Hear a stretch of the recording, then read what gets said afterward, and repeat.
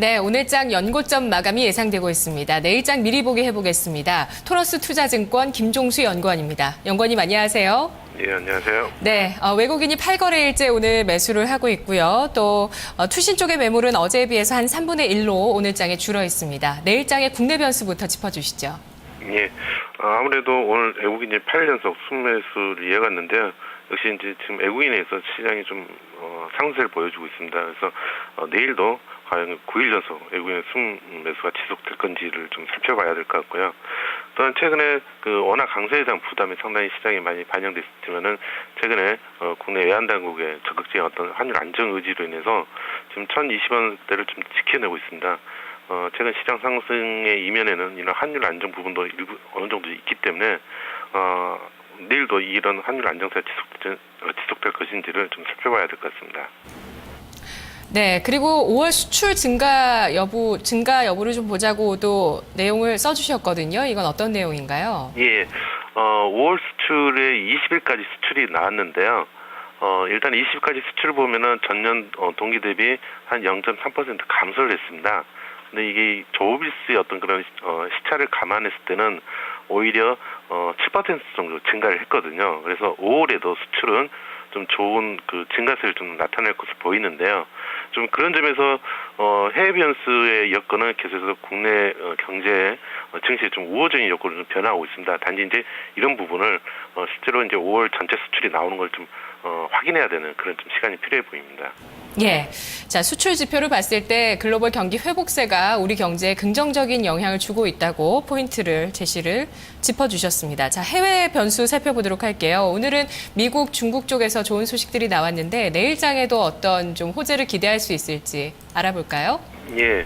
오늘 뭐 미국과 중국의 그 훈풍으로 인해서 시장이 좀 좋은 흐름을 이어갔는데요. 불행히도 내일은 뭐 중국 관련된 그 여부를 확인하기는 어렵습니다. 지금 오늘 발표된 중국 그 5월 PMI가 예상보다는 좋게 나오긴 했지만은 여전히 중국은 이 부동산 시장의 부진이라든가 또 좀 그 긴축적인 그런 통화 정책이 유지되고 있기 때문에 아직까지는 여기에 대한 그 신뢰를 많이 가져가기는 좀 어려운 점이 있고요. 그나마 이제 미국의 고용 지표라든가 주택 시장 지표를 확인할 수 있을 것 같습니다. 일단은 내일 그 미국 실업시장 청구서 발표되는데요. 계속 고용 호조가 나타날 것으로 보이고요. 주택 시장도 지난 그 주에 나왔던 4월 주택 착공 허가가 상당히 괜찮았기 때문에 그렇게 나쁜 흐름은 아닐 것 같습니다. 그래서 미국 쪽은 그렇게 좀 긍정적인 측면이 있을 것 같은데 그러나 그 이면에는 우리가 좀 생각해야 될 좀 불확실한 리스크 부분들이 있습니다. 최근에 이제 태국에서 계엄령 선포가 됐고요. 베트남에서는 또 반중 시위가 좀 확산되고 있거든요. 또 이런 가운데 우크라이나의 사태가 결국 러시아와 서방권의 이 정치적인 외교적인 갈등 구도로 계속해서 가고 있는데 여기에 중국이 러시아와 좀 우호적인 관계를 형성하면서 이 서방권과 이 중국 러시아권의 어떤 대립 구도가 지금 나타나고 있습니다. 또 동남아 베트남이나 필리핀에서는 이 반중 시위가 좀 확산되고 있고요. 그래서 이런 부분들이 당장 시장에 큰 영향을 미치지는 않겠지만은 언젠가는 이런 리스크들이 좀 불거질 수 있는 부분이 있기 때문에 이런 걸 좀 살펴볼 필요가 있고요. 또한 일본과 그 ECB 유로 간의 이 환율 좀 이 갈등도 지금 간간히 좀 제기되고 있습니다. 그래서 이런 요인들이 시장에 큰 영향을 주지는 않겠지만은 그러나 시장이 이제 그 순탄하게 올라가는 데는 좀 장애 요인이 될 수 있는 그런 측면이 있는 것 같습니다. 네, 환율 갈등 말씀해 주셨는데 구체적으로 조금 더 설명 좀 해주실까요? 예. 최근에 그 드라기 총재를 비롯해서 ECB 집행위원들이 유로화 강세를 억제하기 위한 통화 완화 정책에 대해서 적극적인 의사 표시를 하고 있는데요.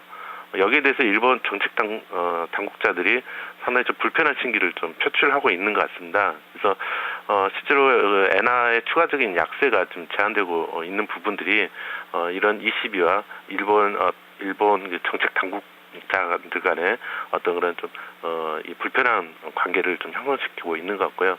그러다 보면 역시 서로 이제 잘못하면 이제 환율 전쟁까지 비화될 수 있는 측면이 있기 때문에 그런 점에서 일본과 22 유로 간의 어떤 이 환율 이 갈등이 좀 나타나고 있는 것 같습니다. 자, 자, 자국 통화를 약세로 끌고 가면서 경기 회복을 꾀하려는 게 지금 또 이제 미국 다음으로 유럽, 일본인데 유로존이 지금 유로화 강세를 좀 저지하려고 하자 일본 쪽에서 불편한 신기를 드러내고 있다. 이런 부분들이군요. 알겠습니다. 자, 그러면 내일장 증시 전망해 주시고요. 전략 세워 주시죠. 예. 앞서 이제 해외 변수들을 좀 말씀드렸는데요. 사실 내일에서는 이런 변수들을 확인하기는 사실 어려울 것 같습니다. 그래서 큰 국내 변수에서 큰 변동 요인은 없을 것 같고요.